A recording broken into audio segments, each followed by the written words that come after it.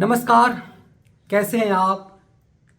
शाहीन साजिश के समय सीए के विरोध में जिस तरह से भारत के खिलाफ साजिश हुई, तेरा मेरा रिश्ता क्या, ये भी दिखा। दरअसल सीए पाकिस्तान, बांग्लादेश, अफगानिस्तान में प्रताड़ित गैर मुसलमानों के लिए था जो कभी भारत विभाजन नहीं चाहे लेकिन उसका शिकार हो गए।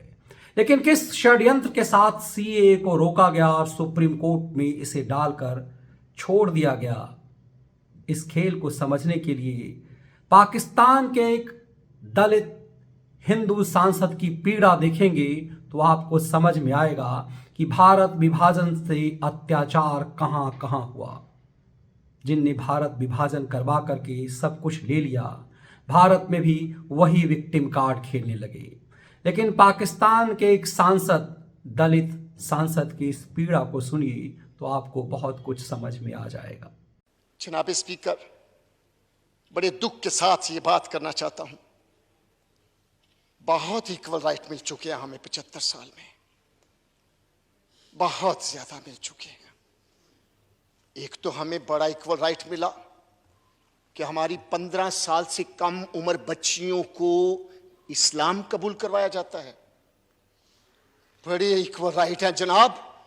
12 साल की बच्ची को, महम को पिछले हफ्ते डंडे के जोर पर इस्लाम कबूल करवाया गया।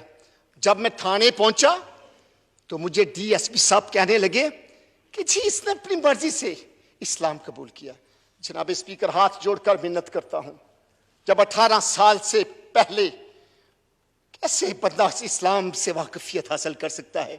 एक बच्चा क्रिश्चियन कम्युनिटी में, हिंदू कम्युनिटी में, सिख कम्युनिटी में पैदा होता है, उसने अपनी क्रिश्चियन, हिंदू या सिख मां का दूध पिया है, उसने बचपन से लेकर अपनी जवानी तक अपने मजहब की तालीम हासिल की है।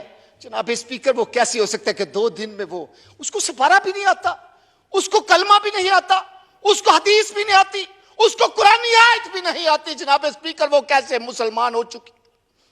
मुझे इस बात की कोई पता नहीं, आज तक नहीं समझ आई। जनाब स्पीकर, आज तक नहीं समझ आई। मैंने इस डीएसपी से कहा, इससे कहें कि मुझे पहला कलमा सुना दे, अगर ये सुनागी तो मैं मान जाऊंगा।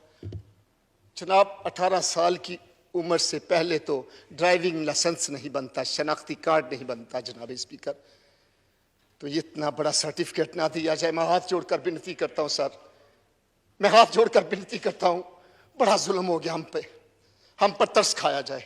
कायदे आज़म मोहम्मद अली जिन्ना ने जो हमारे साथ खिताब करते हुए ये बात कही थी कि यहां पर किसी को किसी के मजहब पर कोई फौकियत हासिल नहीं होगी। जनाब स्पीकर, हमने और हमारे बड़ों ने बड़ी जुर्रत के साथ वोट दिया। पाकिस्तान का सबसे बड़ा सूबा पंजाब, जब यह पाकिस्तान का हिस्सा नहीं बन रहा था, तो उस वक्त के नाम नहाद लीडरों ने यह नारा लगाया था, जो मांगेगा पाकिस्तान उसे मिलेगा कब्रिस्तान। लेकिन मेरी कौम के लीडरों ने जब वोट अंदर कास्ट करके पंजाब असेंबली की सीढ़ियों पर आया, तो मेरे लीडर ने यह नारा लगाया बड़ी जुर्रत के साथ, बड़ी दलेरी के साथ। उसने कहा, पाकिस्तान बनाएंगे और सीने पे गोली खाएंगे।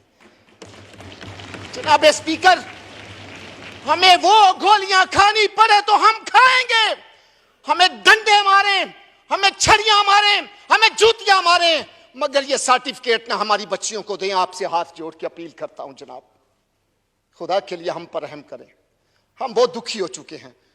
पाकिस्तान की संसद में कराहते रोते ये मेंबर पार्लियामेंट हिंदू दलित हैं।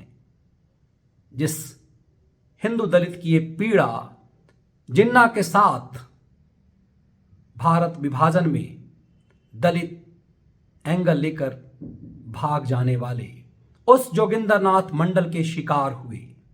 दरअसल ये दलित नेता उसी जोगिंदरनाथ मंडल को याद कर रहा है कि हमारे नेता ने पाकिस्तान की मांग क्यों की थी। हिंदू दलित शिकार हुआ था। उसी मीम भीम की तस्वीर फिर खींची जा रही है। पाकिस्तान में हिंदू अब सिर्फ दलित के नाम पर उंगली पर गिनने लायक बचा हुआ है। ये पीड़ा उसी की है। पाकिस्तान की एक कड़ाह अब तो भी कटोरिस्तान के रूप में सामने आ रहा है, लेकिन ये कड़ा हिला देने वाली है। पाकिस्तान के पार्लियामेंट के अंदर से ये रोता बिलखता सांसद, अपनी बच्चियों के लिए रोता बिलखता सांसद, संदेश है कि सीए क्यों होना जरूरी था और क्यों उस पर साजिश कर दी गई। ये वीडियो विश्लेषण कैसा लगा, इसके कंटेंट यदि पसंद आए तो वीडियो को लाइक और शेयर जरूर कीजिए। बहुत बहुत धन्यवाद।